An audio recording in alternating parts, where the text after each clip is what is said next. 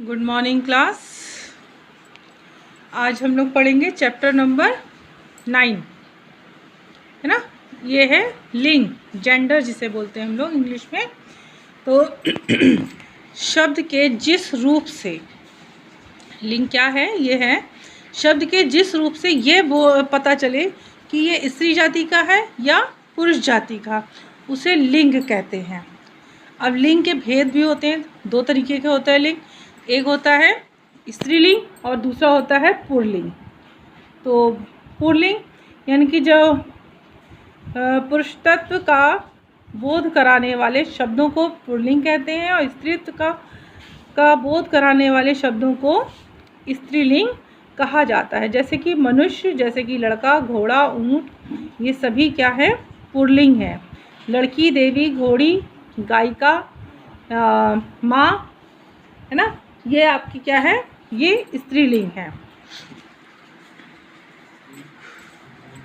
अब इसमें यहाँ पे देख लीजिए लिंग व्यवस्था और लिंग निर्णय, यानी कि लिंग की पहचान की दो प्रकार से की जा सकती है, शब्द के आधार से और शब्द के रूप से।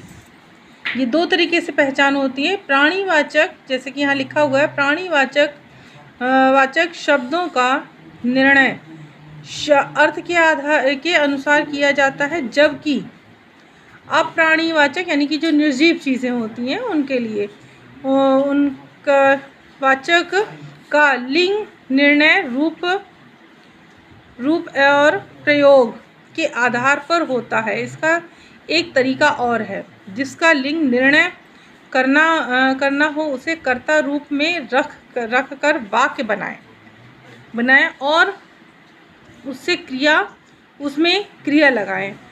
लिंग क्रिया के आधार पर निर्णय करें, यानी कि जैसे गाड़ी निकल गई, गाड़ी निकल गया तो कोई नहीं बोलता गाड़ी निकल गई, है ना, तो ये स्त्रीलिंग है। ठीक, तो उसी तरह पेड़ गिर गया, तो ये जो है पुल्लिंग है। अब यहाँ पे कुछ शब्द ऐसे हैं जो हमेशा स्त्रीलिंग में होते हैं और कुछ शब्द हमेशा पुल्लिंग में ही रहते हैं। जैसे कि मछली, जैसे कि छिपकली, मक्खी, चील, तितली, खरगोश, ये सभी जो है हमेशा खरगोश नहीं, तितली, यहाँ तक कि तो ये कुछ शब्द ऐसे हैं कि इसका ऐसा नहीं है कि इनका जो है स्त्रीलिंग ही होता है, इनका पुल्लिंग वर्जन नहीं होता है, ऐसा नहीं है। मेल वर्जन भी होता है, लेकिन वो चाहे मेल हो चाहे फीमेल में हो, यानी कि स्त्रीलिंग में हो या पुल्लिंग में हो। छिपकली या मछली या मक्खी, इनको इसी तरह ही बोला जाता है, फिर वो चाहे स्त्रीलिंग हो या फिर पुल्लिंग हो। तो उसी तरह यहाँ पे है नित्य पुल्लिंग में, जैसे यहाँ पे दिया है कुछ शब्द ऐसे हैं जो हमेशा पुल्लिंग में ही रहते हैं, वो स्त्रीलिंग में होकर भी उनको इसी तरह बोला जाता है। जैसे कि बिच्छू, जैसे कि खटमल, जैसे कि कनखजूरा, मगरमच्छ, जैसे कि खरगोश, ये भी जो है हमेशा पुल्लिंग में ही रहता है। इसको हम लोग कहीं से भी स्त्रीलिंग में नहीं ला सकते।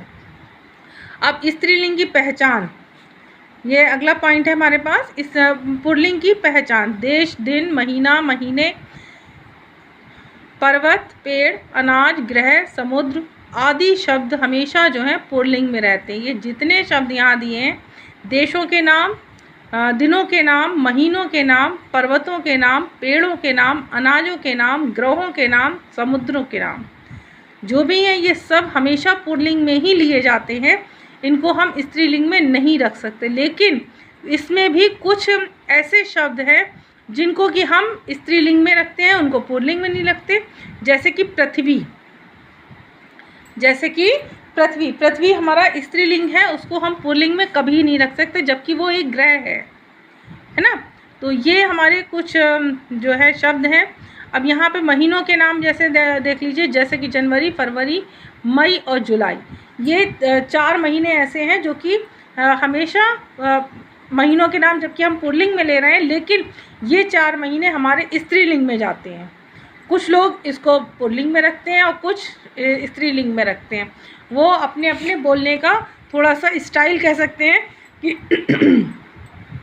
कि जो अपने हिसाब से, तो इसको अंग्रेजी में जो महीनों के जो नाम है, तो इन पे कुछ अब बात या कह सकते हो कि थोड़ी सी चर्चा है या बहस है इस चीज़ पे कि उनको हम हिंदी में इसमें स्त्रीलिंग में रखें या पुल्लिंग में रखें। ठीक, नेक्स्ट पॉइंट आते हैं अब हम लोग।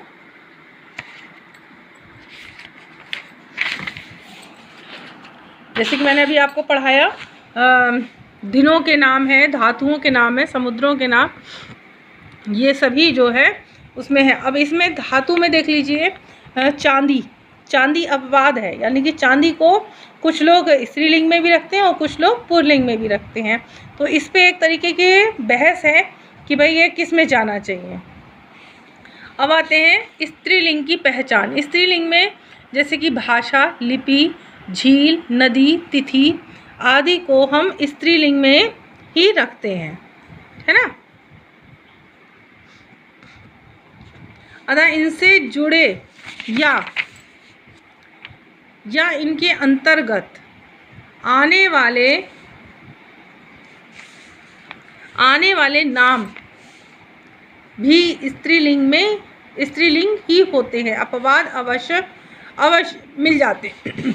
अपवाद यानी कि किसी चीज़ में बहस चल रही हो कि भाई ये स्त्रीलिंग है या ये पुल्लिंग है, तो ये कुछ यहाँ पे आपके ये हैं, ये देख लीजिए इसमें। अब स्त्रीलिंग पुल्लिंग से स्त्रीलिंग बनाने के कुछ नियम हैं, उनको भी देख लेते हैं। आ प्रत्यय जोड़कर लिंग परिवर्तन किया जाता है, जैसे कि छात्र, तो अगर हम ये छात्र है तो इसमें हमने आ यानी कि आ की मात्रा जोड़ी, तो ये क्या बन गया, छात्रा। अनुज, अनुजा।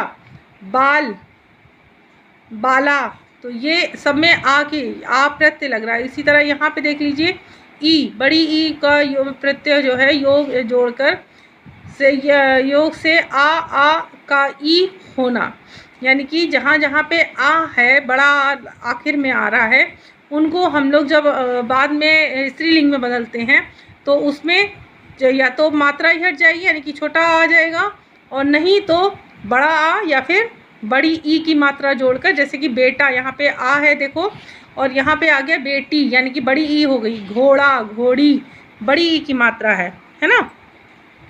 तो इस तरह से हम पुल्लिंग से स्त्रीलिंग में इनको हम बदल सकते हैं। तो ये आपका एक चैप्टर है लिंग। अब इसमें कुछ चीज़ें एक ऐसी हैं जो कि आपके किताब में आपकी सबसे लास्ट में दी है, यह भी जानो। तो कुछ शब्द ऐसे होते हैं पदवाची, यानी कि जो पद होते हैं, जैसे कहना चाहिए पोस्ट जिसे कहते हैं इंग्लिश में, तो वो जो है उस पे स्त्री बैठी हो या पुरुष बैठा हो, वो हमेशा हमारे इन शब्दों को हम किस में लेते हैं, उभयलिंगी में ही लिया जाता है। जैसे कि राजदूत, जैसे कि प्रधानमंत्री, राष्ट्रपति, सभापति, मंत्री और मैनेजर। जैसे कि मैनेजर, अब आप अगर मान लीजिए हम बैंक में मैनेजर मान लेते हैं, तो बैंक में मैनेजर अगर हैं तो मैनेजर की कुर्सी पे स्त्री भी हो सकती है, यानी कोई महिला भी हो सकती है या कोई पुरुष भी हो सकता है।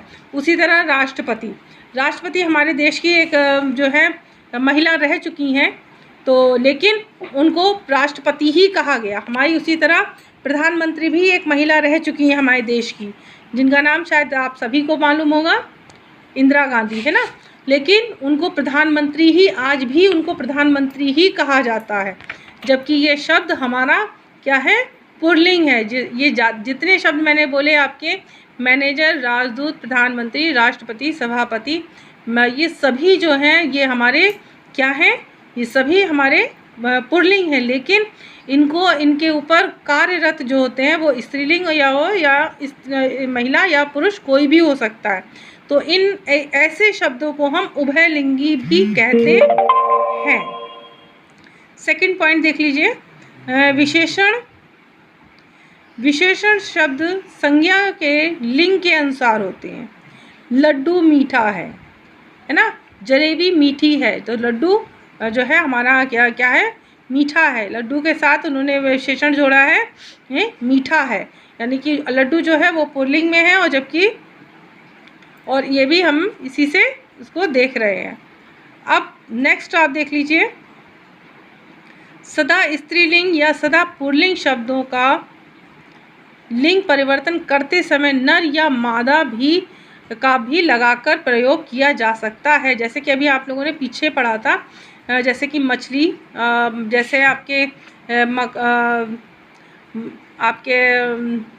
तितली, मक्खी, ये सभी जो है हमेशा कुछ, जैसे कि पुल्लिंग में पढ़ा कौवा, है ना, खरगोश।